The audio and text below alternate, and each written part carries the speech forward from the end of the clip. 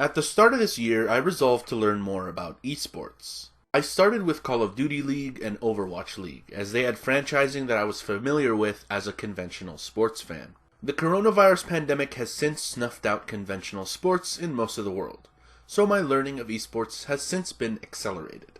I have been insanely fascinated by the things I've learned since diving into the vast esports well of dynamics and knowledge. I want to make a disclaimer that I'm very new to esports, so there will be significant gaps in my knowledge, and this video will not be a full-on detail-for-detail comprehensive look, since I'm definitely not qualified to speak on those terms.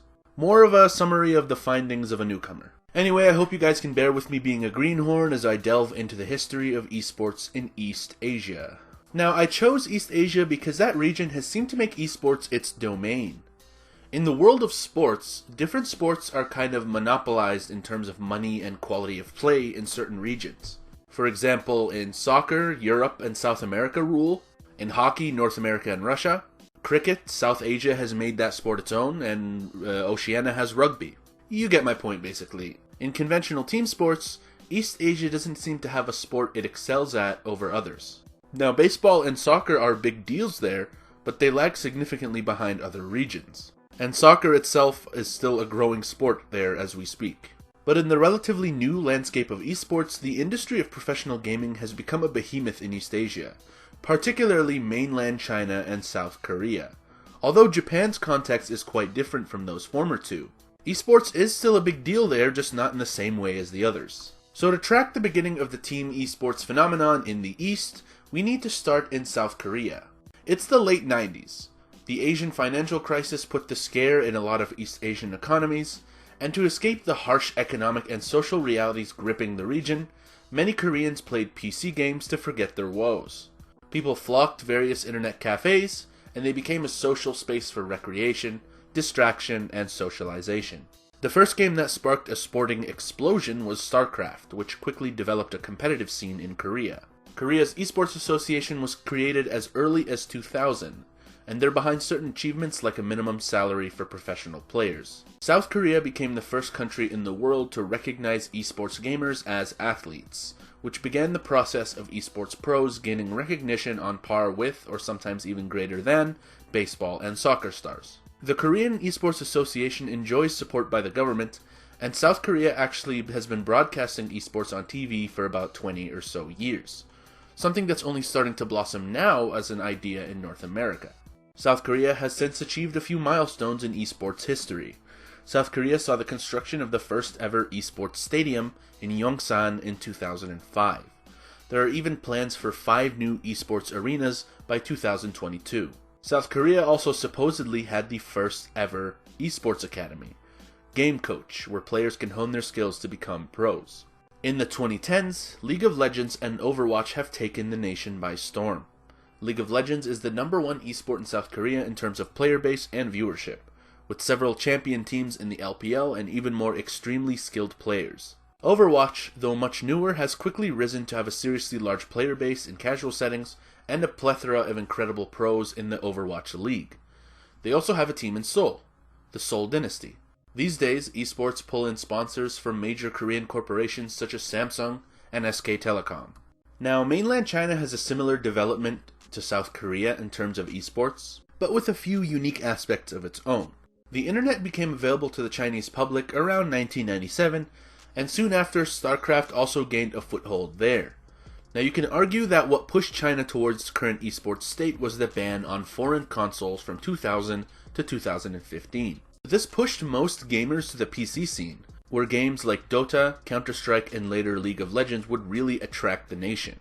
Another thing is that Chinese gamers have grown up in the era of the one-child policy. Therefore, multiplayer gaming was a very popular way to interact and socialize with others. People packed internet cafes, and those gamers would go on to forge the future of Chinese esports. China's Esports Association was founded by the players who popularized the competitive scene of StarCraft a few years prior, and in 2003, esports was recognized by the government as a legitimate sport. Since then, the Chinese government has pumped in tons of money into the esports scene. But it's nonetheless had a rocky relationship with gaming in China. The state attempts to regulate the amount of games played by players and even sends people with supposed gaming addictions to reformation camps. Yet at the same time, the Chinese government and the rising Chinese corporations such as Tencent and Alibaba saw the enormous potential if they could just control the scene. Instead of fight the rising tide of esports in China, they decided to facilitate it, which has created this contradictory relationship in which the state suppresses gaming, but at the same time contributes to its growing popularity by providing it with the funding, recognition, and infrastructure to thrive on the world stage. In 2008, a symbolic gesture indicated a massive change in the Chinese sporting scene, as two esports players carried an Olympic torch from Hainan to Beijing. Looking at things today, China apparently makes up for about 57% of the global esports audience. In 2017, the League of Legends finals was held in front of a crowd of 40,000 in China. Now, the most popular games in the Chinese esports scene are mostly the same as South Korea.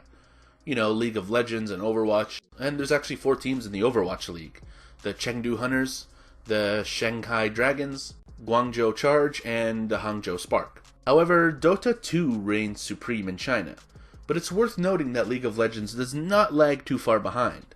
Now, in both of those games, there are a myriad of brilliant Chinese players and Chinese-based teams that succeed in both games' official leagues. Also, surprisingly, mobile PUBG has a strong foothold in China, as mobile gaming is, by the numbers, the largest gaming market in China. Looking towards the future, we could potentially see esports at the Asia Games in 2022. And apparently, Chinese entertainment corporation Tencent is planning to build an esports town/theme park, which may be the first of its kind. Esports is now being added into the lexicon of educational institutions, with esports courses being included in schools, and some universities even offering majors in esports from around 2006 or so. So now you may be thinking, you said this video is about East Asian esports, but you haven't even talked about Japan. What about them? Well, the easy answer would be that it doesn't have a scene to speak of, but that's not necessarily true. Although Japan actually has the oldest tradition of esports in Asia. Now that takes place in the form of fighting games. See, since the 80s, arcade culture has been quite the phenomenon in Japan. Companies like Nintendo, Taito, and Sega invested their time and efforts into making gaming at the arcade a quality experience. While console gaming has superseded arcade gaming basically everywhere in the world, the arcade scene in Japan offers the strongest resistance today to the new forms of gaming. Furthermore, regardless of whether you still go to them or not, arcades hold a significant cultural and historical importance there. These settings are where fighting games first found their feet in a competitive sense. Games like Street Fighter, Tekken, Streets of Rage, and Virtua Fighter kicked off a burgeoning competitive scene worldwide that has since come to include games like Super Smash Bros., Mortal Kombat, Marvel vs. Capcom, and Dragon Ball FighterZ. And a good amount of the world's greatest fighting game players are Japanese. So there's definitely a taste for esports in a general sense. It's more of a case of one sport dominating over others, like how rugby in New Zealand is so far ahead of every other sport. Now, there are a few supposed reasons why teen esports has not seen a rise in Japan as it did in its East Asian neighbors. The first is that Japan definitely has the strongest console presence of any nation in Asia, particularly for Sony and Nintendo consoles. 2 of the world's big 3 consoles were created in Japan, while also a majority of team esports rely on PC gaming to thrive, and that's a relatively small market in Japan compared to the others. Furthermore, the most popular games in Japan tend to be single-player RPGs, so there isn't much of an appetite for MOBAs and games of that nature. There's also esports' association with gambling, which also hinders its progress in Japan, since Japan has some pretty stringent anti-gambling laws. And that also apparently keeps prize pools somewhat lower there.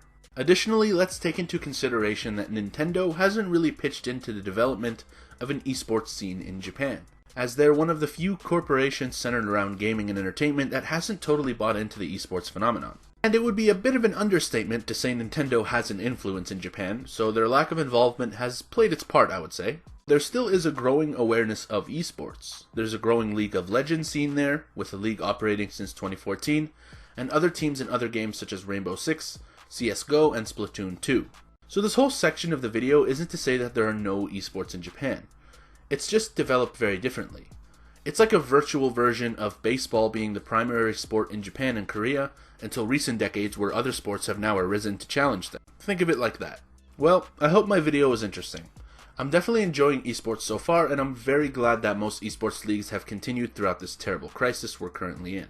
The one good thing of this entire crappy situation right now is that it has accelerated my learning of esports, and I hope to continue learning in the foreseeable future. Thank you for watching, and I hope you have a great day.